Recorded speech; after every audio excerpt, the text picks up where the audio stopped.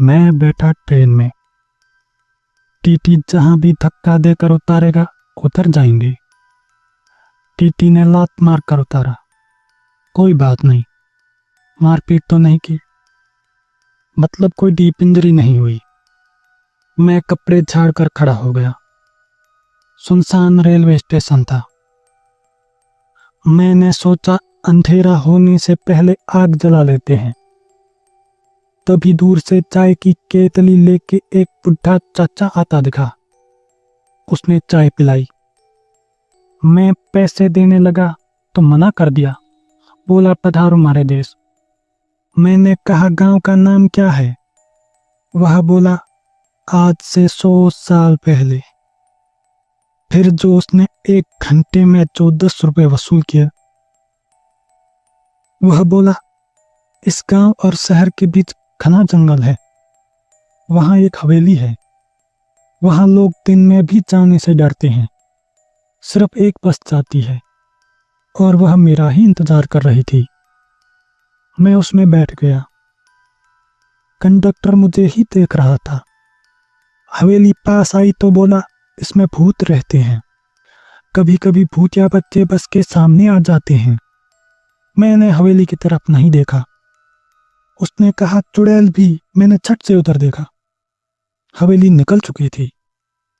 मुझे शक हो रहा था बस में बैठे लोग जिंदा भी है या नहीं, और वह बुढ़ा चच्चा भी। खैर, मैं शहर पहुंचा।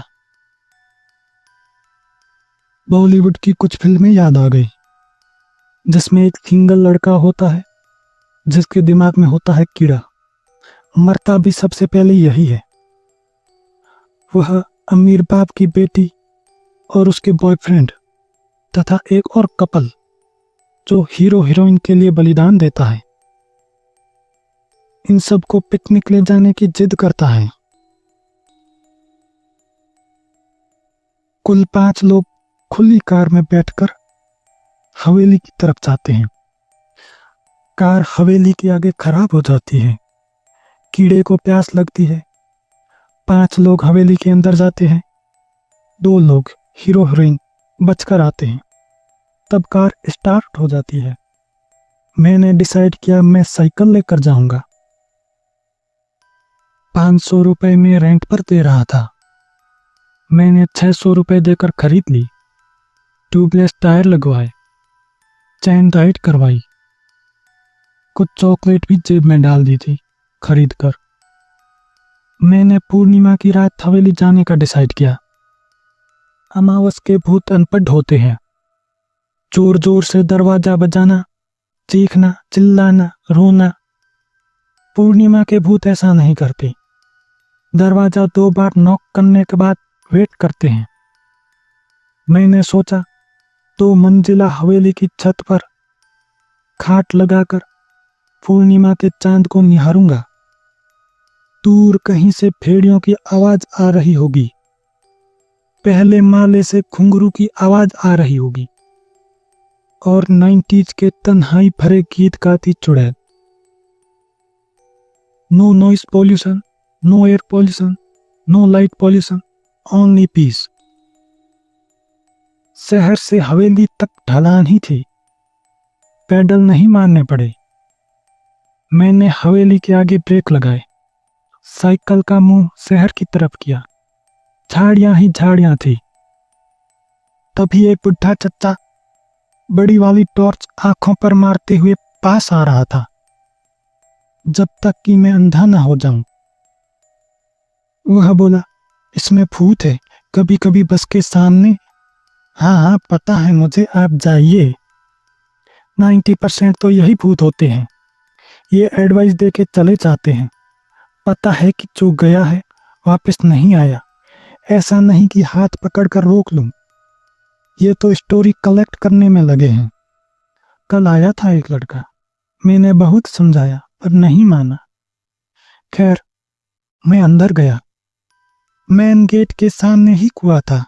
वास्तु ही खराब था। मैंने झाड़ियां हटाई तो सांप बिच्छू निकलने लगे। चलो, खाने पीने का तो इंतजाम हो गया। मैं भूत को नहीं मानता। मैंने सोचा अंदर जाकर वीडियो बनाऊंगा। डार्क एनर्जी फील हो रही है, गूज बम्स आ रहे हैं। मैंने हवेली का दरवाजा खोला तो दरवाजा ही खुल गया। एकदम से चमगादड़ मेरे ऊपर से गुजरे, मैं नीचे गिर गया। पूरी बॉडी वाइब्रेट मोड में आ गई। मैं डर गया था। इस कंडीशन में तो घुंघरू की आवाज नहीं सुनना चाहता। कहीं चुड़ैल मुझे ही घुंघरू ना पहना दे। मैंने सोचा नीचे तो लोकल भूत रहते होंगे, घुंघरू वाली तो ऊपर होगी। मैं सीढ़ियों से ऊपर गया। एक कमरे में से एक बच्चा भागते हुए मेरे पास आया। हाथ आगे किया, बोला अंकल चॉकलेट दो ना। वह मांग तो कहीं से नहीं रहा था।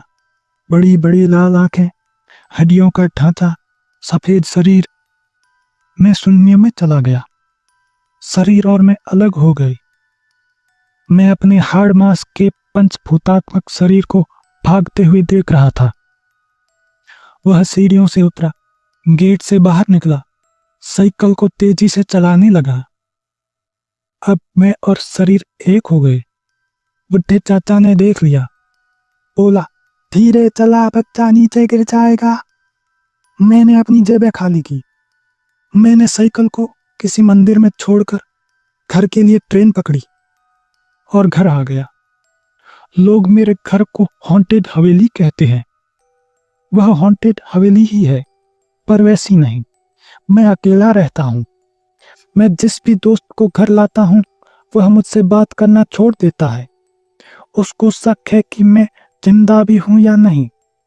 सब्जी वाला मुझे छलावा समझता है, पर हरामखोर पैसे पूरे लेता है।